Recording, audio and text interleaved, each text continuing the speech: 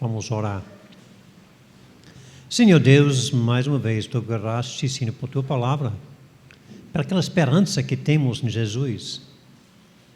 E oro, Senhor, que podemos refletir em como podemos crescer espiritualmente falando. Em Teu nome, amém. Vamos para o livro de Colossenses. O livro de Colossenses.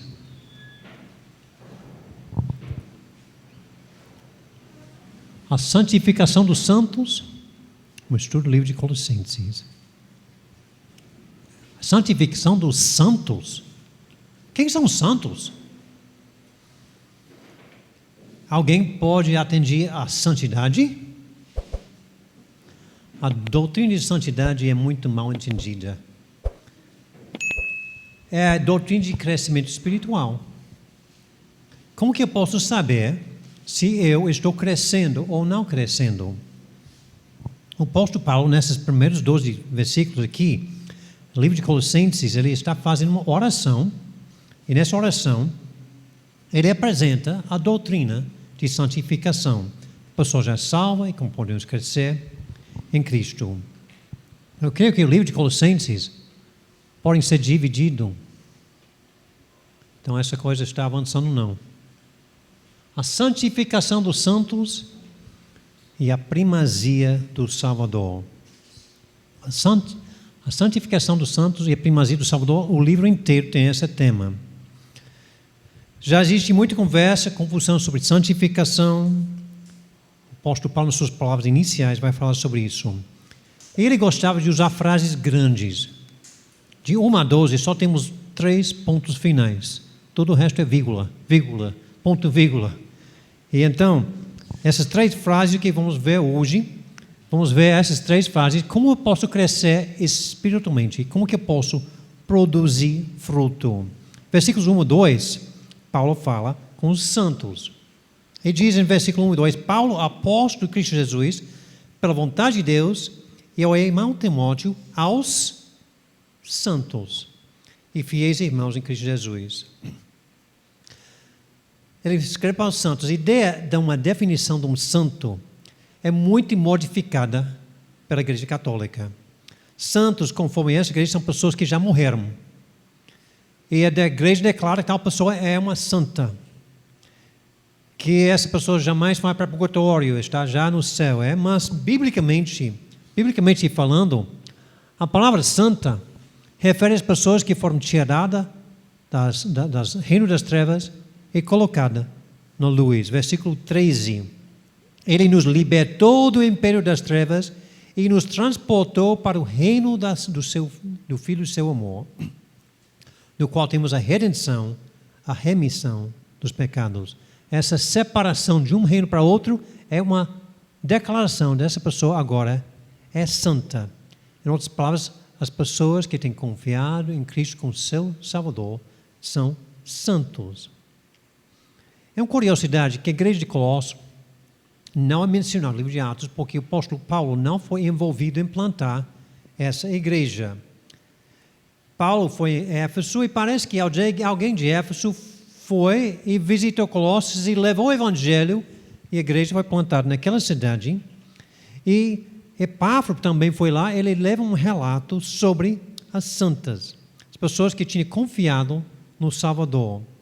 E Epáfras enviou notícias de Paulo e ele ouviu falar sobre esses santos e nós aprendemos como eles tornaram santos. Eu não sei quais palavras Epáfras usou para dizer para Paulo, mas ao ouvir falar sobre as pessoas, ele ouviu da sua fé, ouviu sobre amor, ele ouviu sobre essas notícias e passou essas para essas pessoas. Em versículo 4, nós lemos que desde que ouvimos da vossa fé em Cristo Jesus e do amor que tendes para com todos os santos. Ele ouviu e falou e expressou, relatou do que ouviu da sua fé e do seu amor. São interessantes. Se podemos voltar em tempo, ou se Epáfras pode visitar aqui, Epáfras visitou Morada Nova. Será que queria dizer o que sobre essa igreja? ouvir sobre a fé dessas pessoas, sobre o amor dessas pessoas. Será que é essa que é destacar? Deve ser uma coisa que nos destaca dos santos, é? Então, com essa, ele começa com uma oração. Versículo 3, ele diz, dando sempre graças a Deus e entra uma oração. Esclarecendo como pessoas se tornaram santos e também como podem continuar essa. Como que eu posso crescer espiritualmente? O primeiro passo para crescer espiritualmente, eu tenho que nascer espiritualmente. Versículos 4 e 5, nós lemos que desde que ouvimos da fé que vocês têm em Cristo Jesus e do amor que vocês têm por todos os santos, por causa da esperança que está guardada para vocês nos céus. Desta esperança vocês ouviram falar anteriormente por meio da palavra da verdade do Evangelho. Ele fala sobre fé, esperança e amor. Ele fala sobre essas três coisas. Ele ouviu do seu amor, da sua fé. E ele diz, versículo 5, por causa da sua esperança. Tem essas três palavras, fé, esperança, amor, em muitas outras passagens na Bíblia. Fé, esperança e amor. E esses textos estão vindo sempre uma ligação com isso. E a fé e amor estão ligados por causa da esperança. Como o Felipe falou no momento de cânticos. A esperança é coisa importantíssima. Por causa da esperança que está preservada em vós. E o que é essa esperança? Estamos esperando o quê? A nossa esperança é a vida eterna. A nossa esperança é a volta de Cristo. A nossa esperança é um dia de estar presente com Cristo no vida além. A nossa esperança é uma promessa do Senhor que nunca vai mentir, que Ele vai cumprir suas promessas, que podemos estar com Ele, que quem crê tem a vida eterna. Essa é a promessa. A promessa é que quem crê tem a vida eterna. O que é a vida eterna? A vida eterna é esta, que te conhecem a ti, o único Deus verdadeiro, e a Jesus Cristo a quem enviaste. João deu a definição em João 17:3, a vida eterna é um relacionamento. Relacionamento com o verdadeiro Jesus Cristo. Então, a esperança tem essa base. Ele diz no versículo 5 que o fruto, que é amor, é por causa da esperança. A nossa âncora precisa estar firme na promessa. A nossa âncora precisa estar firme nas promessas que fala sobre a esperança que podemos ter em Cristo Jesus. Por causa, essas duas palavras em nossa língua portuguesa, tem a ideia, o canal através de. O canal através de que chega esse amor é por causa da esperança. Eu quero pensar nessas três palavras num tipo de uma planta. O solo, a parte onde está, é onde que temos que colocar a âncora. Essas são as promessas da palavra de Deus. A esperança está, o que está na palavra de Deus. As raízes, a planta é a fé.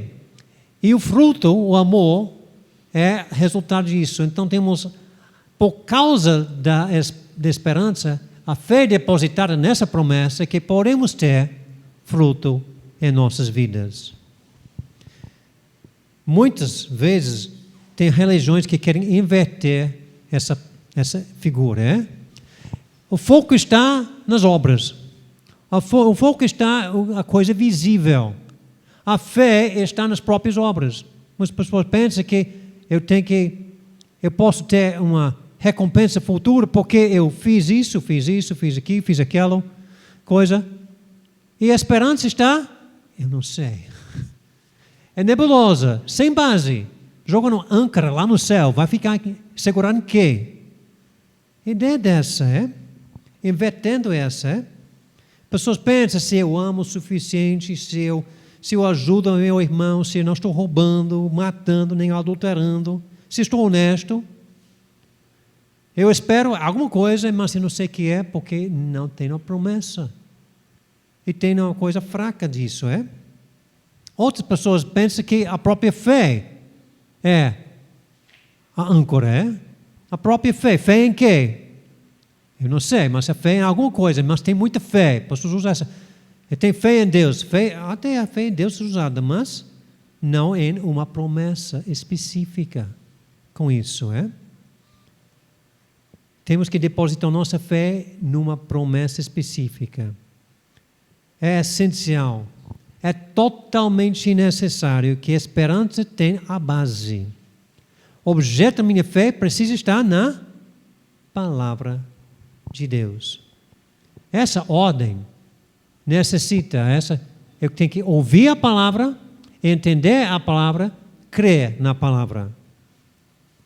Essa ordem diz, é necessário para a pessoa escutar a palavra de Deus, ouvir e entender essa promessa. Versículo 5. Por causa da esperança que vos está preservada nos céus, da qual antes ouvistes pela palavra da verdade do Evangelho, que chegou até vós também como em todo o mundo. Está produzindo fruto e crescendo. Tal acontece entre vós, desde o dia em que ouvistes e entendestes a graça de Deus, na verdade. Então, da mesma maneira que chega o Colossos, Efésios, Morada Nova, em todo mundo, o Paulo está dizendo, você precisa primeiro ouvir a palavra, entender a palavra e depositar a sua fé na palavra. Ele estava ouvindo. O que ele estava ouvindo? Ouvindo as promessas, ouvindo a situação que Deus declara. Somos todos nós pecadores. E por causa dos nossos pecados estamos condenados. Eu tenho que ouvir isso e tenho que entender isso. Eu tenho que ouvir o fato que as boas obras não salvam. Eu não posso confiar no fruto. Eu tenho que confiar na promessa. Eu tenho que entender isso e também eu tenho que depositar a minha fé nisto para ter a salvação. Essas pessoas estavam ouvindo, entendendo e crendo. E quando aconteceu, Epáfras ouviu falar sobre essa e comunicou para o apóstolo Paulo. Versículo 7. Segundo fostes instruídos por Epáfras, nosso amado conservo, e quanto a vós outros, fiel ministro de Cristo, o qual também nos relatou do vosso amor no Espírito. Parece que Epáfras talvez foi a pessoa que foi lá e explicou. As pessoas ouviram, falaram, e ele viu e relatou para Paulo isso, é? Eles entenderam a palavra. O que acontece quando alguém deposita a sua fé na promessa? Quando a pessoa deposita essa esperança. Fé pequena, fé grande, fé média, tanto faz. O que vale é o objeto da fé. Pode ser tamanho de um grão de mostarda, mas colocada em Cristo, na sua palavra plantada, brota, ganha nova vida. Ganha nova vida. E terá resultado fruto. Não plantada em si mesmo, mas plantada na promessa. O objeto dessa fé, Deus milagrosamente vai dar a essa pessoa uma nova vida. A semente vai brotar. No momento que alguém aceita Cristo como seu único e suficiente Salvador, aquela pessoa torna-se santo. Sai das trevas para a luz. Torna-se santo. É uma declaração divina. É chamada justificação. Transportar do reino das trevas para o reino da luz. Mas ao observar a vida daquela santa, as pessoas às vezes questionam: santo, o que é isso? Está vivendo como viveu quando estava nas trevas. É possível um santo mentir? Infelizmente, é possível um santo mentir. É possível um santo pecar? Sim, um santo pode pecar. Ele está agindo como agiu nas trevas, mesmo que foi transportado para a luz. Mas existe um processo chamado santificação, na qual essa pessoa vai pecar menos e menos e andar mais e mais perto de Cristo. é chamado santificação, crescimento espiritual. Como que alguém anda nesse processo de santificação? O primeiro passo tem que nascer de novo. O segundo passo tem que conhecer a vontade de Deus. Temos que conhecer isso. Nós vimos no apóstolo Paulo, na sua oração, dizendo que ele está pedindo que eles tenham conhecimento da vontade de Deus. Versículo 8. Por esta razão, também nós, desde o dia em que soubemos disso, não deixamos de orar por vocês e te pedir que transbordem do pleno conhecimento da vontade de Deus, em toda sabedoria e entendimento espiritual. O pedido é que a pessoa pode transbordar no pleno conhecimento da sua vontade. Crescer, entender mais e transbordar em toda sabedoria, entendimento espiritual. Estamos vendo que o pedido é que ele não tem dúvida sobre o que Deus quer. Primeiro passo, nascer de novo. Segunda coisa é conhecer. Mas não adianta só conhecer se eu faço nada com o conhecimento. Eu tenho que fazer a vontade de Deus. Saber a vontade de Deus, conhecer e fazer. E esse é o terceiro passo. E essa vai ter resultado de frutos. Uma vida digna do Senhor, que totalmente agrada o Senhor. Uma vida que vai produzir frutas, boas obras. E também vai produzir conhecimento de Deus. Olha o versículo 10. Versículo 10. A fim de viverdes. A fim de viver. Eu vou conhecer para viver de modo digno do Senhor, para seu inteiro agrado, frutificando, então, chegando no fruto, em toda boa obra e crescendo no pleno conhecimento de Deus. Crescendo no pleno conhecimento de Deus. Está notando um ciclo aqui agora, que a primeira coisa, eu vou ouvir a palavra, vou entender a palavra, vou crer na palavra. Essa aqui, eu vou conhecer, depois eu vou fazer, ilustrar para as raízes, depois eu vou ter fruto, e incluído nesse fruto é também um conhecimento mais profundo. Primeiro é conhecer a vontade de Deus, e depois conhecer o próprio Deus. Então, quando isso, eu vou ouvir mais, para fazer mais, para ter mais fruto, que produz mais conhecimento, para ouvir a palavra, para crescer mais, para ter mais fruto, e continue a vida inteira do crente.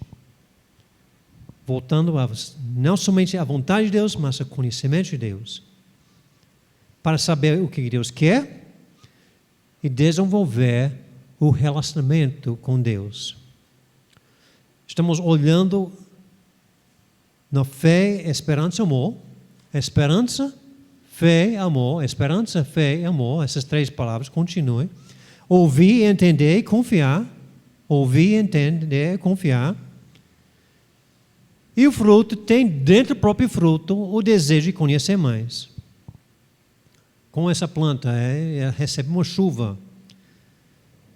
O que a planta faz quando a chuva cai? Ela tem que ingerir, pelas raízes, tem que ingerir a água das chuvas e tornar-se aquela coisa internalizada. Quando eu estou bebendo a água da palavra, eu tenho que aproveitar essa que eu vou internalizar a palavra na minha vida, para que eu estou conhecendo mais Deus. Então eu estou internalizando, essa parte de fé, eu estou recebendo, ouvindo, internalizando, é pela fé, colocando por dentro. Aquela planta, a água que cai, faz que a água torne-se planta. Torne-se parte dessa. Tendo resultado no fruto. O foco não está no fruto.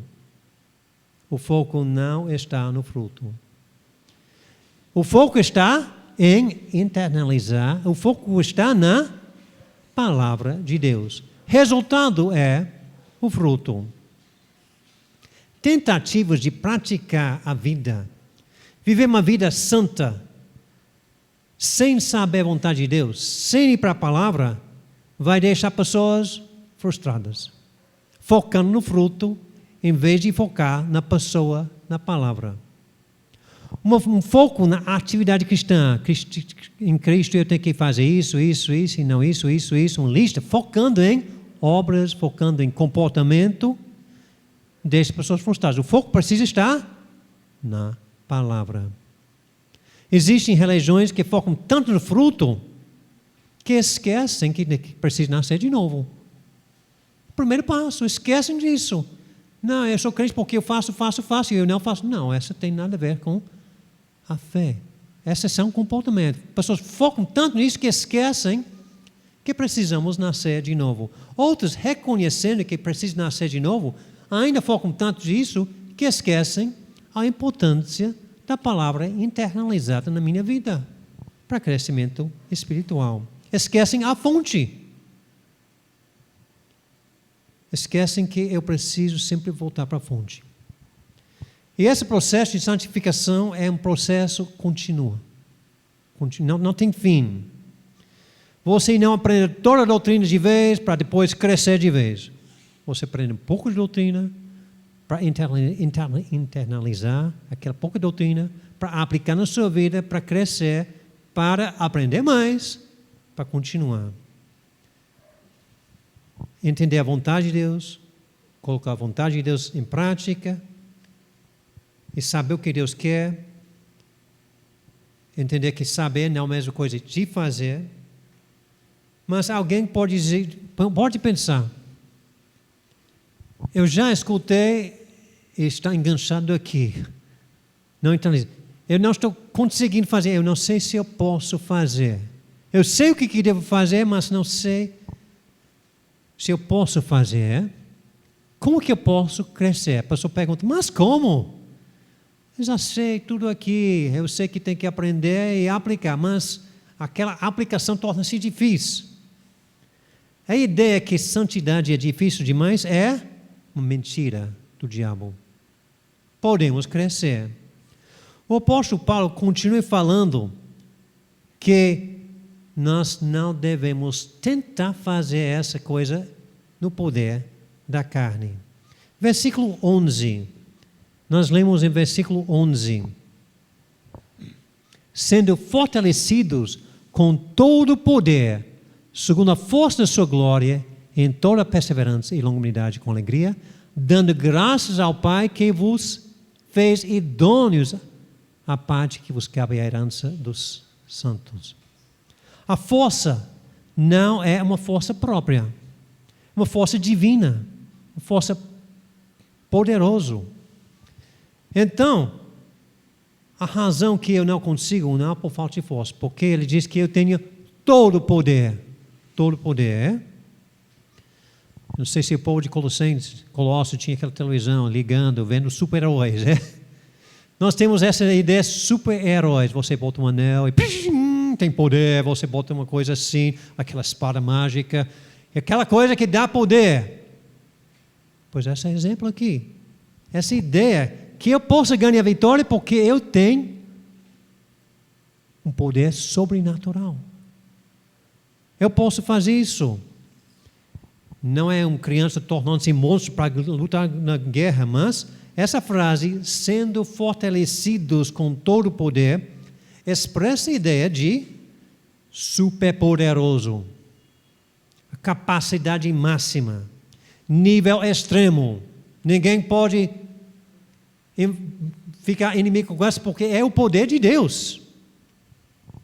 Não precisa um anel mágico, não precisa aquela espada. Precisa, já tenho, a palavra de Deus. Aprender a palavra, entender a palavra, internalizar a palavra e Ele vai me dar o poder.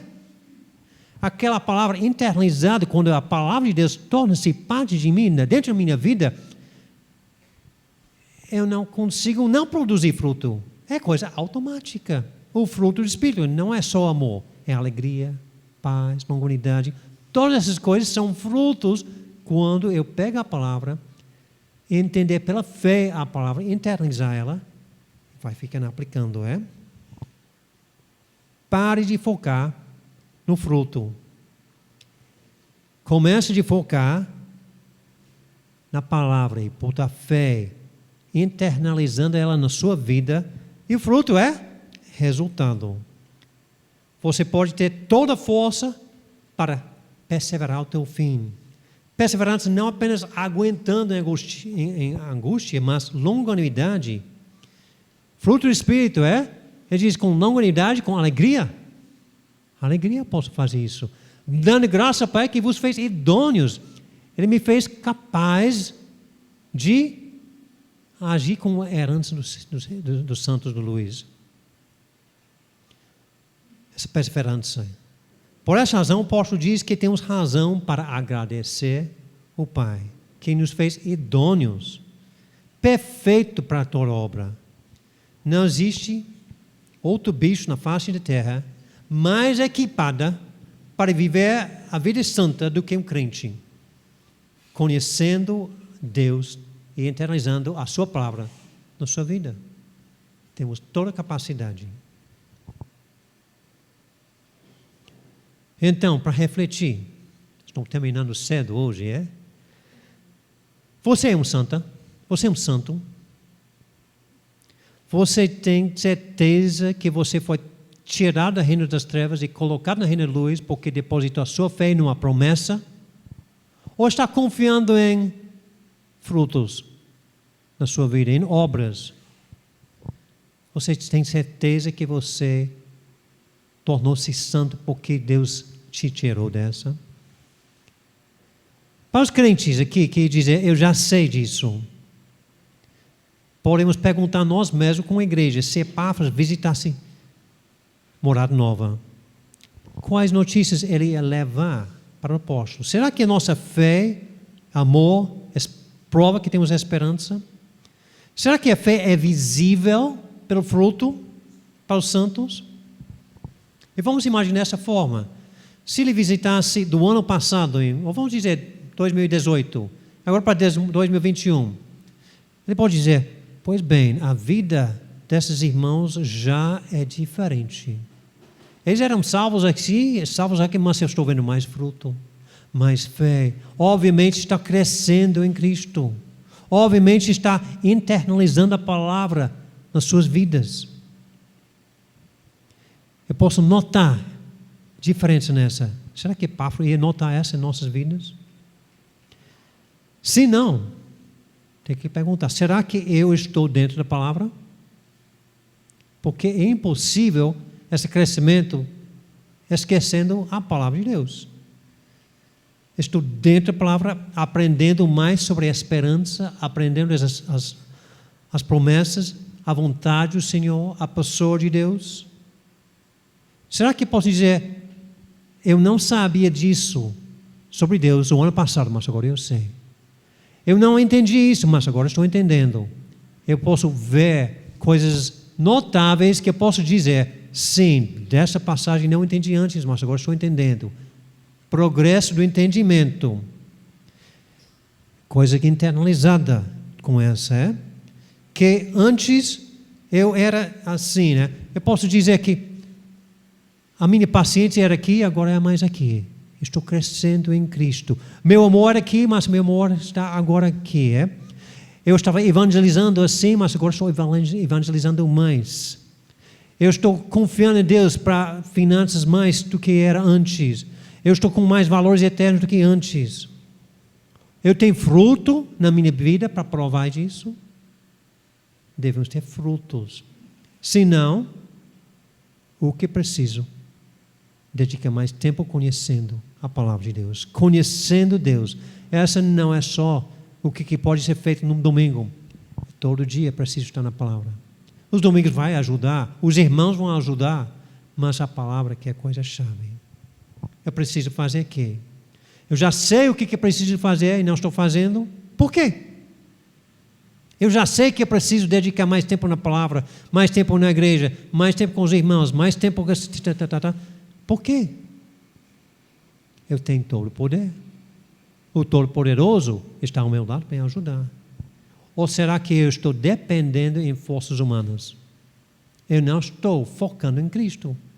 Estou focando em tentativas na carne para isso. Por isso estou frustrado. Tentando a vida espiritual por forças próprias. Por tentar seguir uma régua sem focar em conhecer o Salvador.